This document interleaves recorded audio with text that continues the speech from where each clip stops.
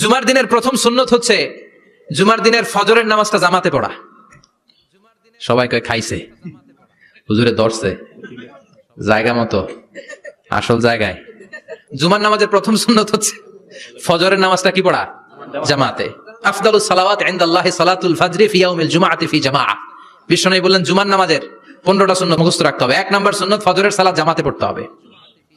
2 নামাজ মুনাফিকদের কাছে সবচেয়ে কঠিন, একটা হচ্ছে ফজরের নামাজ আর একটা এশার নামাজ। এক আলেমকে জিজ্ঞেস করা হলো ফজরের বাতাসটা এত ঠান্ডা আর স্নিগ্ধ কেন? আলেম উত্তর দিয়েছিল কারণ ফজরের বাতাসে মুনাফিকদের নাকের দুর্গন্ধ মিশে না।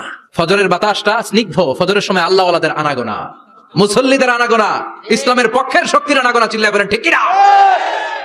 মসজিদে নববীতে জুমার নামাজের দৃশ্য আর ফজরের নামাজের দৃশ্য ছিল এক। বাংলাদেশে ফজরের নামাজের দৃশ্য আর জুমার নামাজের দৃশ্য এক নাকি? ফজরের নামাজের সময় মুসল্লি নাই, এক কাতারও হয় না, আর জুমার নামাজে পাক্কা মুসল্লি দেরি করে গেলে বারান্দায়ও জায়গা পায় না। কথা কোন? তাহলে ফজরের নামাজটা আমরা জামাতে পড়বো ইনশাআল্লাহ। এত আসতে আরো জোরে পড়েন ইনশাআল্লাহ, মনে থাকবে। 2 নম্বর সুন্নাহ হচ্ছে আসিওয়াক, মেসওয়াক করা। মাতহারাতুন লিল ফাম মারদাতুন লির রব। মেসওয়াক করলে দাঁত পরিষ্কার থাকে, আল্লাহ খুশি হয়ে যায়। বিষ্ণু বলেছেন যদি আমার উম্মতের জন্য কষ্ট না হতো প্রত্যেক নামাজের আগে মেসওয়াক করা আমি ফরজ করে দিতাম। মেসওয়াক ছিল বিশ্বনবীর জীবনের শেষ আমল। এই মেসওয়াক করে বিশ্বনবী শেষ নিঃশ্বাস ত্যাগ করেছেন। আপনার নবী, আমার নবী, ওনার জীবনের সর্বশেষ আমল ছিল কি? সুবহানাল্লাহ কইবেন না? বিশ্বনবী জাইতুনের ডাল দিয়ে মেসওয়াক করতেন। বিষ্ণু বলতেন নি'মা সিওয়াকি আয-যাইতুন ফাইন্নাহু সিওয়াকি ওয়া সিওয়াকুল আম্বিয়া মিন ক্বাবলি। জাইতুনের ডালের মেসওয়াক কতই না ভালো, কারণ এটা দিয়ে আমিও মেসওয়াক করি, আমার আগে সব নবীরা জাইতুনের ডাল দিয়ে মেসওয়াক করেছে। সুবহানাল্লাহ। 3 নাম্বার হচ্ছে দুহুন, তেল মালিশ করবেন। বিশ্বনবী জাইতুনের তেল চুলে আর গায়ে দিতেন। বিশ্বনবী বলতেন ওয়াদাহিনু ফাইন্না ফিত তাদহিনি বারাকাত। তেল খাও, তেল দাও, তেল মালিশ করো, তেলের ভেতরে আল্লাহ বরকত ঢুকাইয়া দিছে। তেল দিবেন তো? 4 নম্বরে আত্তিব, জুমার দিনে সুগন্ধি লাগিয়ে যাওয়া সুন্নাত। লাগাবেন? লাগাতে রাজি আছেন? বিশ্বনবী বলতেন এই দুনিয়ার 3টা জিনিস আমার কাছে সবচাইতে প্রিয়। হুব্বিবা ইলাইয়া মিন দুনিয়াকুম সালাস। এক হচ্ছে আন-নিসা, নারীদেরকে আমি পছন্দ করি। 2 হচ্ছে আত্তিব, সুগন্ধি লাগাতে আমি পছন্দ করি। বিশ্বনবীর কেউ সুগন্ধি হাদিয়া দিয়েছে, বিশ্বনবী নেয় না, এরকম কোন ঘটনা ঘটে নাই। আল্লাহু আকবার। কুররাতু আইনি ফিস সালাহ, নামাজের মধ্যে যখন আমি দাঁড়িয়ে যাই আমার চক্ষুটারে ঠান্ডা করে দেয় কে? আবার বিশ্বনবী বলতেন আরবাউন মিন সুনানিল মুরসালিন, 4টা সুন্নাত সব নবীদের সুন্নাত। 1 নম্বরে আল হায়া মানে লজ্জা। আরেক বর্ণনা এসেছে আল খিতান মানে সুন্নাতে খাতনা, এটা সব নবীদের ছিল। আর সেওয়াক, সব নবীরা মেসওয়াক করেছেন। আত্তিব, সব নবীরা আতর লাগিয়েছেন। আর নিকাহ, সব নবীরা বিয়েও করেছেন। চিল্লায় পড়েন আল্লাহু আকবার। আর লিবাস আহসানা সিয়াব, সুন্দর জামা পরা। নট নেসেসারি যে নতুন জামা হতে হবে, পুরাতন জামাও ধুয়ে আয়রন করে পরলে একটা সৌন্দর্য আছে না নাই? ইন্নাল্লাহা জামিল ওয়া ইউহিব্বুল জামাল। আল্লাহ নিজে সুন্দর, সৌন্দর্যকে আল্লাহ পছন্দ করেন। পৃথিবীতে সবচেয়ে সুন্দর কে? পৃথিবী সুন্দর, মানুষ সুন্দর, আসমান সুন্দর, জমিন সুন্দর, সুন্দরে সুন্দরে পাল্লা। জানি না কত সুন্দর তুমি আল্লাহ, জানি না কত সুন্দর তুমি আল্লাহ। সুবহানাল্লাহ পড়েন। ইন্নাল্লাহা ইউহিব্বু আইয়ারা আসারা নি'মাতিহি আলা আবদিহি। আল্লাহ তার বান্দার উপর তার নিয়ামতের ছিটেফোঁটা দেখতে চান। আপনি যদি ধনী হন দামি জামা পরবেন, সুন্দর জামা পরবেন। অনেকে আছে অনেক ধনী কিপটুসের মতো ছিঁড়া জামা পরে, আছে না নাই? আপনি ধনী মানুষ, আপনি ছিঁড়া জামা পরছেন কেন? আপনার যে সম্পদ আছে এটার বহিঃপ্রকাশ আল্লাহ দেখতে পছন্দ করে। আপনাকে যে আল্লাহ কি নাজ নেয়ামত দিয়েছে, অহংকার ছাড়া স্বাভাবিক বহিঃপ্রকাশটা আল্লাহ দেখতে পছন্দ করে। কোন সুবহানাল্লাহ। এরপরে ইকসারুস সালাহ আলান নবী, বিশ্বনবীর উপর বেশি বেশি দুরূদ পড়া। বিশ্বনবী বলতেন জুমার দিন শ্রেষ্ঠ দিন, এই দিন আমার উপর বেশি বেশি দুরূদ পড়ো। ফাইন্না সালাতাকুম মা'রুদাতুন আলাইয়া, কেননা তোমরা যে আমার উপর দুরূদ পড়ো, আমি মরে যাওয়ার পরে এই দুরূদগুলো কে পাঠিয়েছে তার নাম, তার বাবার নাম সহ ফেরেশতারা আমার কবরে দিয়ে আসে। সুবহানাল্লাহ। সাহাবারা বললেন ইয়া রাসূলুল্লাহ কাইফা সালাতুনা মা'রুদাতুন আলাইক, আপনি মরে যাওয়ার পরে আমাদের দুরূদ কেমন করে আপনি দেখবেন? ওয়াকাদ আরিমতা, আপনি তো পচে গলে মাটির সাথে মিশে যাবেন। বিশ্বনবী বলেন ইন্নাল্লাহা হাররামা আলাল আরদি আন তাকুলা আজসাদাল আম্বিয়া, নবীদের লাশকে খেয়ে ফেলা, নবীদের লাশকে পচিয়ে ফেলা জমিনের সব মাটির জন্য আল্লাহ হারাম করে দিয়েছে। নবীদের লাশ পচে না, নবীদের লাশ গলে না। যারাই বিশ্বনবীর উপর দুরূদ পড়বেন, আপনার নাম সহ, আপনার বাবার নাম সহ, মালাইকাতু সাইয়াহিন, একদল ফেরেশতা আছে শুধু রাউন্ড দেয় গোটা ওয়ার্ল্ডে। যারা বিশ্বনবীর উপর দুরূদ পড়েছে, এই দুরূদ নিয়ে, এই নাম নিয়ে বিশ্বনবীর কবরে তারা পৌঁছে দেয়। চিল্লায় পড়েন আল্লাহু আকবার। এরপরে বিশ্বনবী বলতেন জুমার দিনে সূরাতুল কাহাফ পড়বা। কাহাফ পড়া সুন্নাহ। সূরাতুল কাহাফ পড়তে রাজি আছেন? রাজি আছেন তো?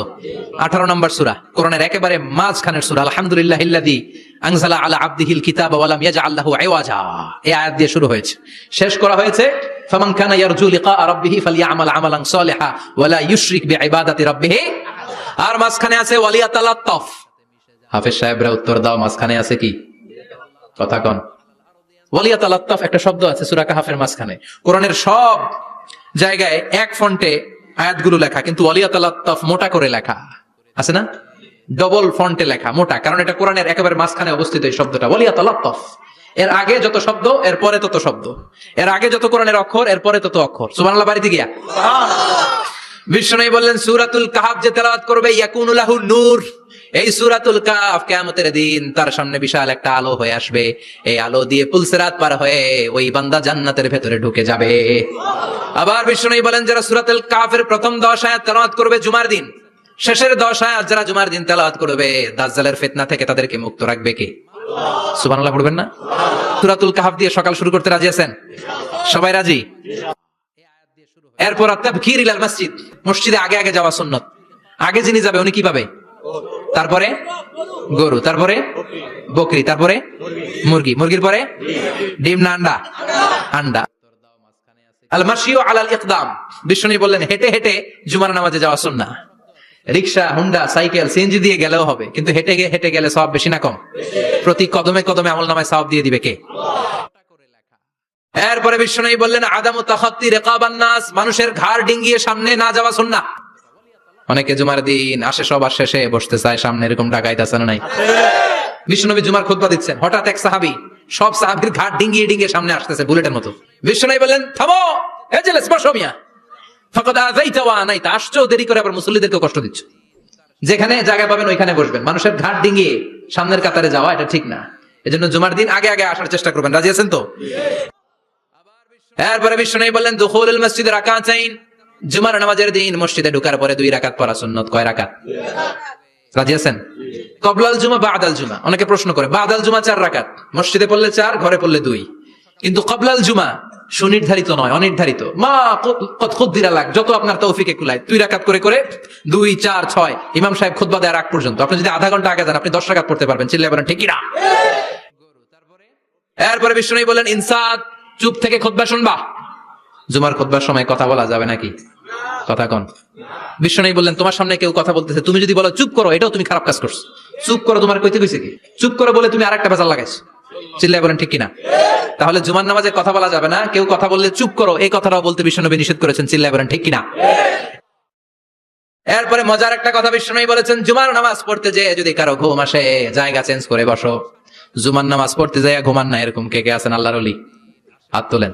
হাত তুলতে পারবেন? আমিও তুলতে পারবো না, আমি কত ঘুমাইছি। জুমার খুতবা শুনতে গেলে ঘুমাস, কারণ রহমত নাজিল করে কে? পুরো মসজিদের ডানে বায়ে রহমতে ঠাসা, খালি ঘুম আর ঘুম। আছে না নাই? ঘুম আসলে কি করবেন? উঠে যাবেন, উঠে জায়গা চেঞ্জ করবেন, পানির ঝাপটা দিবেন, ঘুম দূর করে দিবে কে? এরপরে বিষ্ণু বললেন জুমার দিন দোয়া করলে কবুল হয়। এমন একটা সময় আছে জুমার দিনে, ওই সময়ে যদি বান্দা আল্লাহর কাছে কিছু চায়, সেটা না দিয়ে খালি হাতে আল্লাহ বান্দারে ফিরাইয়া দেয় না। সেটা কখন? অনেক ইখতিলাফ আছে, বেশিরভাগ মুহাদ্দিসিন বলেছেন জুমার দিন আসরের নামাজের পর থেকে মাগরিবের আগ পর্যন্ত, বিশেষ করে মাগরিবের আগের আধা ঘন্টা, এই সময় আল্লাহর কাছে বান্দা যদি কিছু চায়, এই দোয়া আল্লাহ ফিরিয়ে দেয় না। এই 15টা সুন্নাত আমল করা যাবে তো? সবাই রাজি? জুমার খুতবা মনোযোগ দিয়ে শুনবো তো? আগে আগে আসবো তো? দোকানপাট বন্ধ করে জুমার নামাজের ভাবমূর্তি রক্ষা করবো তো? খতিব সাহেব যারা আছেন জুমার আলোচনাটাকে আরো কনস্ট্রাকটিভ ওয়েতে নেন, সব বন্ধ হবে, জুমা বন্ধ হবে। তাফসির মাহফিলে 144 ধারা আছে না নাই? জুমার মাহফিল আছে। জুমার দিন 144 জারি করছে ওই মসজিদের জুমায়, কোনদিন শুনছেন? এই জন্য জুমাটাকে আমাদেরকে কাজে লাগাতে হবে। আল্লাহ তুমি তৌফিক দাও। আরো জোরে পড়েন আমিন।